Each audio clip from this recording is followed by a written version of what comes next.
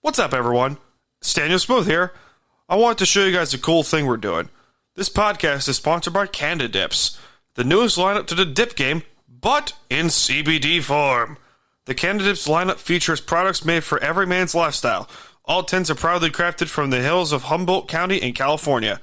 It's filled with flavor and will give you that good vibe that CBD brings to the room. So what are you waiting for? Use the promo code BELLYUP20 in all caps at CanadaDips.com for 20% off your next order. That's BELLYUP20 at CanadaDips.com.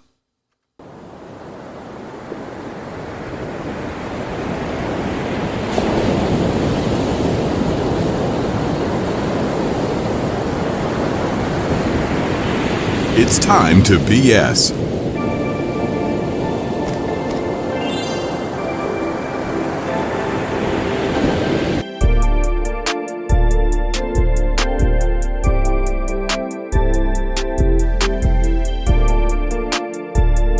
I am fucking pissed. Great start, ladies and gentlemen. Great start. I recorded about half an hour worth of content, and the sound was distorted. Perks of having a top-tier microphone, so it wouldn't happen, but here we are. Retry. Also, I can't do live streams anymore. I can't. Unless if it's like BS sessions or any of that shit. I can't do it. Because if it's just me in front of the camera, it's all terrible. Some good piece of podcasting advice I was given was, I'd rather you have one great podcast rather than just like 17 bad ones. Take that advice to heart. Oh boy. So that being said, ladies and gentlemen, we are coming to you from the lovely beaches of Long Island, New York, and part of the Bell of Sports and Belly Up Media Network. It's time to BS, and I'm Staniel Smooth. Brought to you by our friends over at DraftKings. Go to dkmg.co/150 to get up to $200 off when you bet $5 or more with DraftKings. SeatGeek, use the promo code BellSports in all caps at SeatGeek.com to get $20 off your first purchase. And don't forget to support the lads over at U Stadium. So go download the app over the App Store or Google Play and talk to some great sports fans. Win some great prizes and get some news on their Twitter and Instagram pages over at U Stadium. Also, friend of the show, Belly Up podcaster here on the network, Morgan Man Sports started selling his own merch recently, and more and more bear designs are along the way. So go get his merch using the link in the description. I will have it posted when this podcast is up. Also on the clips, I will do my best to do that. His podcast covers Call of Duty League esports and Atlanta Falcons football, so if you're interested in buying some neat shirts and merch and stuff like that, visit his link in the description, of the podcast link will also be in the description of this show. I'm also down one finger today. No, I did not lose it. It's still intact. It's currently in a splint. I had a little procedure done on my finger, work-related injury, nothing too crazy. Aluminum is very sharp. Aluminum is very, very sharp. And my hand slipped, which is not fun. But it's okay. It's stitched up, blah, blah, blah, blah. I'm also down one ear. My right ear is currently clogged with water. No, I am not having a good time. But also, breaking news, the Choco Taco is back thanks to Taco Bell. Do you remember that treat? Oh my God, it was beautiful. It was beautiful. It was so good. It was so tasty, so delicious. And now it's back thanks to our friends at Taco Bell. What, Donut? Do you hear her? It's calling for attention. Even though she's going to cause chaos. But yeah, the Choco Taco's back. That's exciting. Speaking of the Choco Taco, rather tacos in general, anyone see the world record holder for the most men slept within 24 hours? Well, our friend Lisa Sparks did it in 24 hours with 919 dudes. First of all, I did the math. That is 39.3 dudes in every hour. I have the article also right here.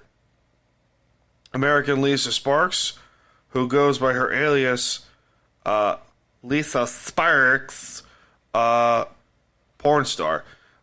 She slept with 919 dudes in October 16, 2004 in Warsaw, Poland.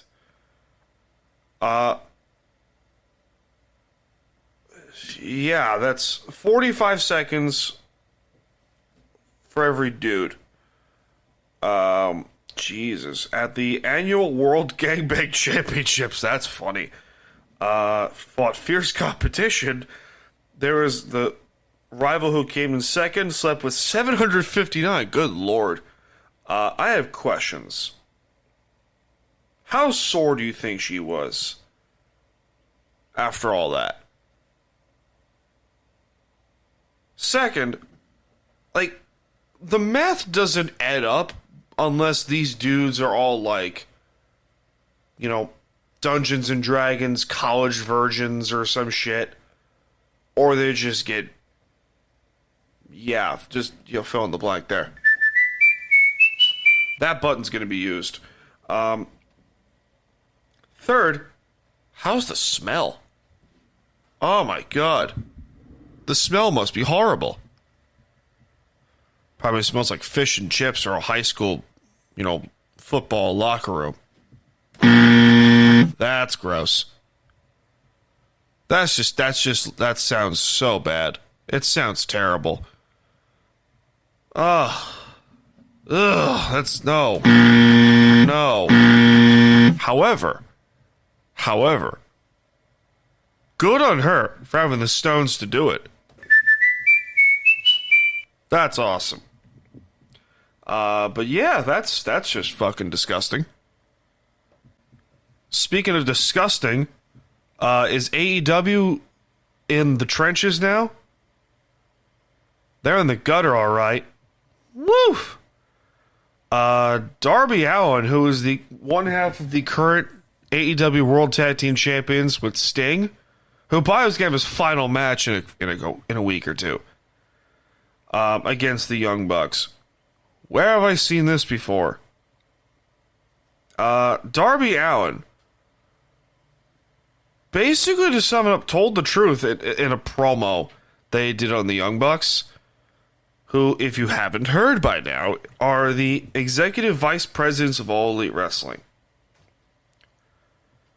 To sum up the promo that Darby did, who, by the way, I am shocked this man is not a world champion right now.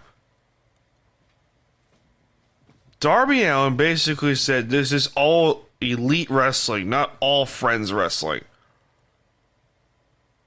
Or I got it backwards.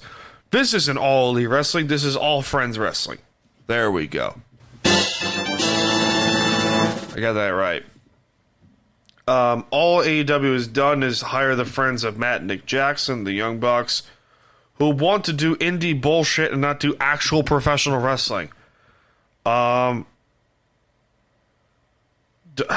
Darby also name-dropped Cody Rhodes, who hired him, and the crowd proceeds to chant Cody.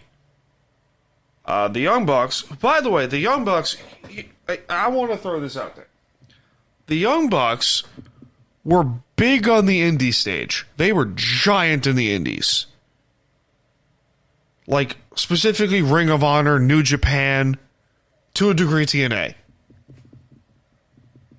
They're trying to do their thing, their way, and only their way in their wrestling company, which is basically saying it's my way or the highway. That's never a good idea. Under any circumstances of life as a whole. And by the way, the fan base that will defend AEW, I will give them credit. They'll defend this company to their grave, offer up their firstborn child as sacrifice, and will destroy anything good any promotion not named AEW that happens to do. Literally. Elimination Chamber was this morning, well, technically last night, for our friends over in Down Under Australia. And I'm guaranteeing you AEW fans will destroy anything WWE will do, destroy anything TNA does, destroys anything Major League Wrestling does. It's just like, what the fuck? Like, come on. Darby's 100% right in this regard, and I credit him for having the stones to do it. Speaking of banging, former Washington Congresswoman Rachel Dolezal, who was a former high school teacher, was fired from her job recently for having an OnlyFans account, which was discovered by one of her students. This is fucking hilarious. This is the same woman who, by the way, is pulling off blackface like Tropic Thunder with Robert Downey Jr.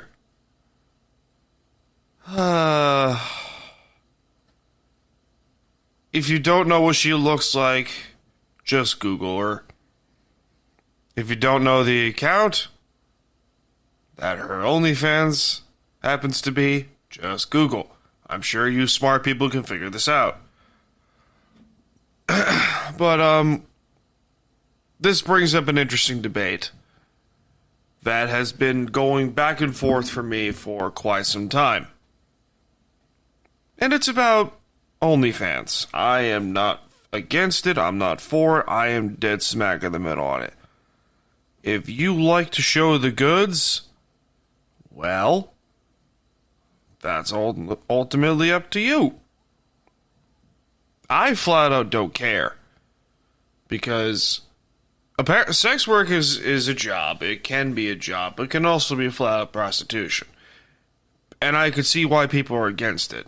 I understand people why are for it, because you should, express yourself however the fuck you want to do. This is America, free country, US of A and shit. I just think this whole story was hilarious. And she looks like she's in her 70s. But no. Just flat out no. I mean, hey, you do you in the end. I just think this story was fun to talk about. This whole thing is just like a bad slice of pizza. Which is hard to find, you'd be surprised. It's very hard to find a really bad pizza place. Maybe Papa John's is in there. Or Domino's. I mean, the chains. Definitely the chains of Papa John's, Pizza Hut, and Domino's. I never liked them. I'm spoiled because I like, actual good pizza. What? Domino's is good. Out of all of them, I prefer Domino's, truthfully. But enter a great debate. If pineapple belongs on pizza, that debate has been going on for years. I personally think pineapple with ham and light drizzle barbecue sauce, or, any kind of sauce, really. It's not bad. It's really not. It's a pretty good combo. And also, meat is a nutrient-dense food. Changed my mind. Pizza is meat, cheese, bread, which is your proteins, your fats, and your carbs. It's definitely not something to have all the fucking time. But if, you're offered a slice of pizza here and there, yeah, you know what I'm saying? You go for that shit. I got one for you. There's this pizza place over in Bayport, New York, called The Pizzeria, which is, like a franchise, something like that. It's a good fucking place. I think one of their pizza is called Uncle Louis, which is sausage, pepperoni, ricotta cheese. I can't pronounce that perfectly. My Italian, pronunciation is a little shitty. And a hot honey glaze. Lord, son. Oh my god. It's amazing. Speaking of which, pizza is indeed a glorious food, and only a few places have the best pizza. Detroit, Long Island, New York City, parts of Connecticut, like Stamford and New Haven in particular, and then there's Chicago. Absolutely. I haven't had Chicago deep dish yet. I would like to have a Chicago deep dish one of these days. Detroit I've had. Obviously, I'm from Long Island, so, I've had that. New Haven, Connecticut, I've not had. I've had Stamford. I've had Stamford, Connecticut. Stamford's not bad. It's not bad. I like a good flop in the dough. I like a good crispy bottom. You know what I'm saying? Yeah, it's hard to fuck up a really good pizza. It's really hard to fuck up pizza. Unless you're, Papa John's. Which in this case, you're just treading water. But it's I don't know, what do you think? I think it's really hard to fuck up a good slice of pizza. Truthfully. So I had to travel back into the future because I got a brand new microphone stand that no longer sounds like I'm hitting that. It's now solid. Solid, man. So that being the case here, I have some thoughts regarding the WWE Women's Division. Certain wrestlers involved, certain wrestlers not involved. Push Ivy Nile to the moon for starters, along with Jade Cargill and Zoe Stark. And give Raquel Rodriguez a heel turn, for God's sakes. Just give her a heel turn. That woman deserves it. Also introduce a mid-card women's title, because let's be honest here, that is needed. Whenever Shotzi Blackheart comes back from her ACL surgery, make her and Tegan Nox a tag team again. Make Candice LeRae and Indy Hartwell a tag team again. That's already a start. Nelba Fire and Nyssa Dawn are great as a tag team. Sora Katana Shanson, Caden Carter, they're great. They're just phenomenal. And also, I'm a big old fan of Rhea Ripley. She's phenomenal. She really is. And there's some women's talent that deserve a good run. There's some that don't deserve it. But who am I to judge? We shall see. So this morning, as a recording, was Elimination Chamber. And technically last night in Perth, Australia, for my friends in Down Under, there was a shit ton of fireworks used. Seems expensive. Hey, they can afford it. It's also nice knowing that there's potentially future WWE events going to the continent of Australia. Yes, it is indeed a continent. Not a country, for those geography nerds out there. Anyway, the women's chamber match started everything off. Raquel Rodriguez, who desperately needs a heel turn. Naomi, welcome back. Tiffany Stratton, who's a star in the making. She's 24. And she already looks unbelievable. Bianca Belair, Liv Morgan, who was my pick to win the event, and Becky Lynch, who ended up winning the whole thing. Wasn't bad, but usually like these massive women's matches go, like the Royal Rumble or Elimination Chamber, they usually are, kind of sloppy, but what are you going to do? Becky Lynch will end up facing Rhea Ripley for the formerly SmackDown Women's title, the current Women's World Championship at WrestleMania 40. The men's chamber match, we have Bobby Lashley, Logan Paul, Kevin Owens, LA Knight, who was eliminated via AJ Styles, Randy Orton eliminated by a Logan Paul interference, and Drew McIntyre comes away with the winner, or as the winner. McIntyre, who, honestly, I don't hate any of these. I really don't. I really like McIntyre, and I think he should get in our world title shot. This, by the way, was supposed to go to CM Punk, but torn triceps happen, so yeah. We don't like these things. Hey, speaking of things that we like, though, Rhea Ripley took care of Nia Jax in her homeland of Australia. That's nice. We enjoy these things. We do enjoy these things a lot. So that was Elimination Chamber. Didn't particularly care. I was like, I usually like the chamber matches. They're pretty brutal, like in a good way. It's a unforgiving structure, but it's usually pretty good. Happy baseball season, ladies and gentlemen. Spring training is in full force. And that concludes our 2024 baseball coverage because the Dodgers are apparently going to win everything. No. I really don't have a World Series pick, and truthfully, I really don't care. Not that I don't care, but I do. It's just, I don't see a clear number one contender for the World Series this year. It doesn't compute to my brain. The Mariners are looking to bounce back despite trading some pieces away, but, trust the process. The Mets will look to once again bounce back again after yet another disappointing season again.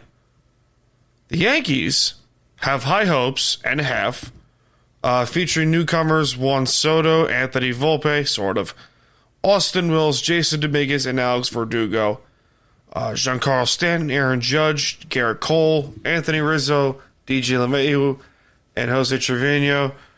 All of them have to stay healthy and play at minimum 130 games. It's just that easy. Then they'll be fine. But, as a Yankee fan, I can't help myself but feeling some sort of optimistic here.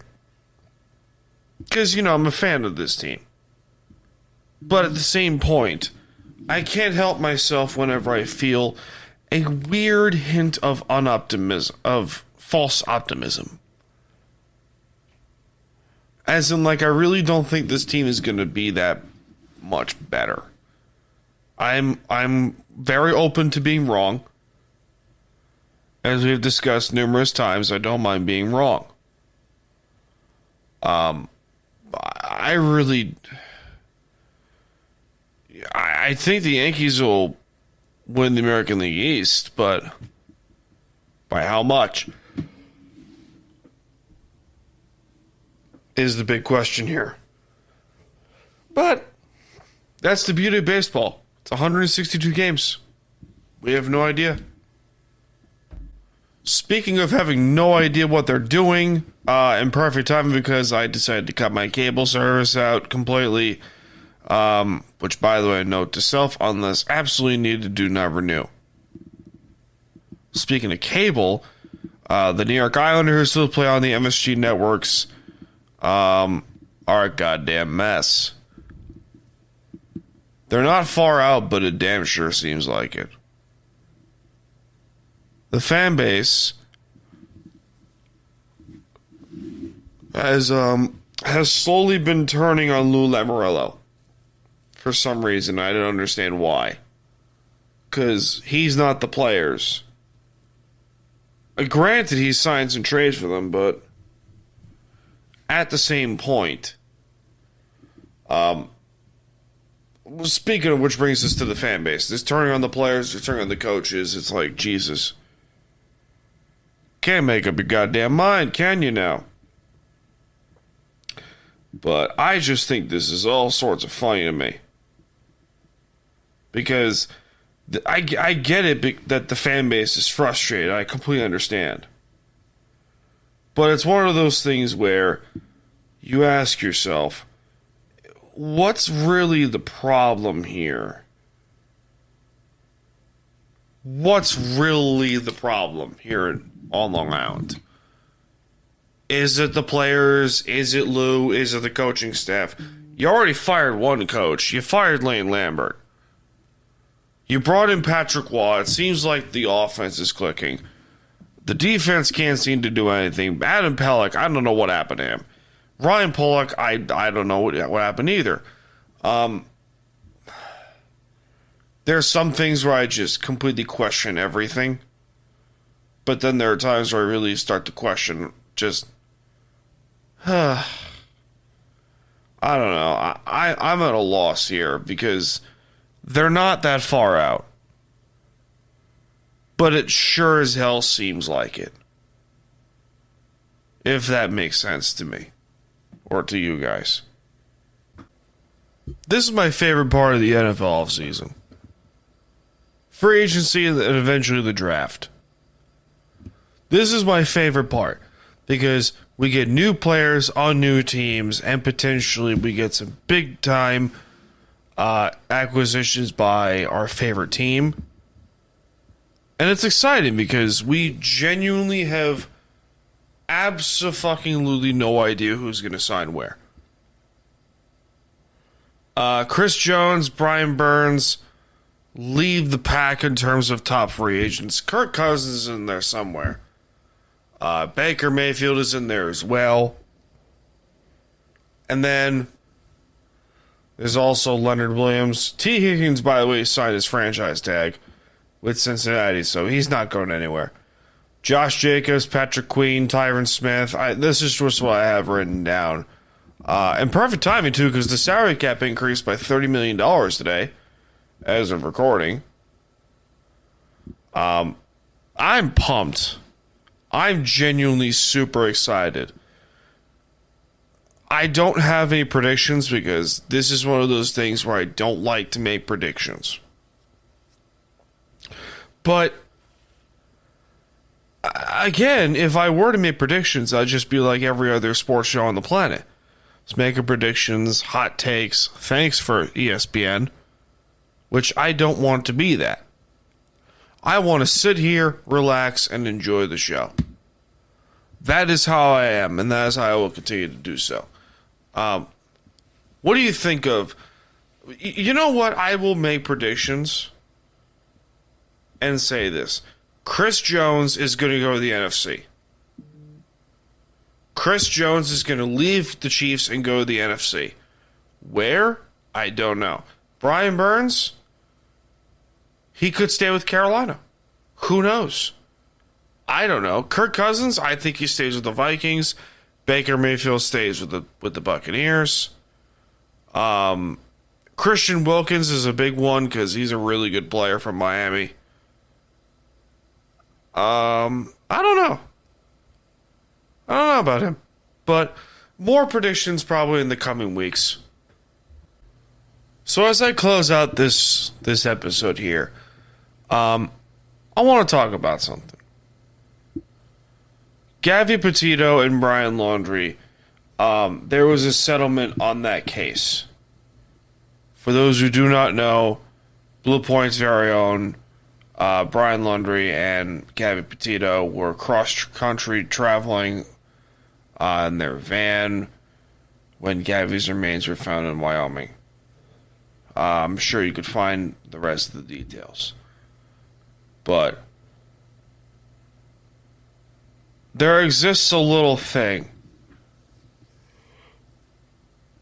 called trust. A little thing we like to do called keep our inner circle close. You never know who's going to stab you in the back. You never know who's going to take advantage of you. You never know who's going to, question everything in your life. I'm sure you felt that way before. But as we continue to grow, and gain experience and gain, respect and give respect, we find out who the people that are closest to us, we find out who our friends really are. We find out who we can really trust. And the reason why I bring up this point and why I bring, Gabby's case in there is we've grown accustomed as a people to just letting people in. And I bring Gabby's case involved because I knew Brian, not on a regular basis, but I did know of him. And the people that did know him the best were, of course, devastated.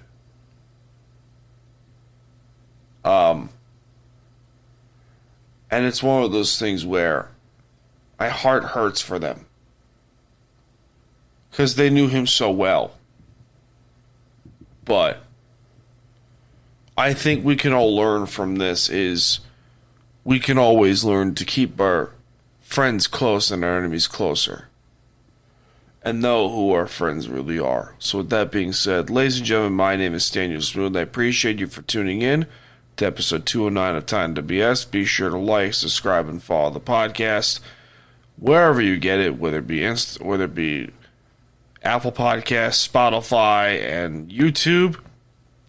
Follow the show on Twitter, Instagram, and Threads at Time to BS Podcast and at Staniel Smooth. My name is Staniel Smooth, the Great and Powerful. I'm coming to you from the lovely beaches of Long Island, New York. I'm from the Belly Sports and Media Network. This has been Time to BS.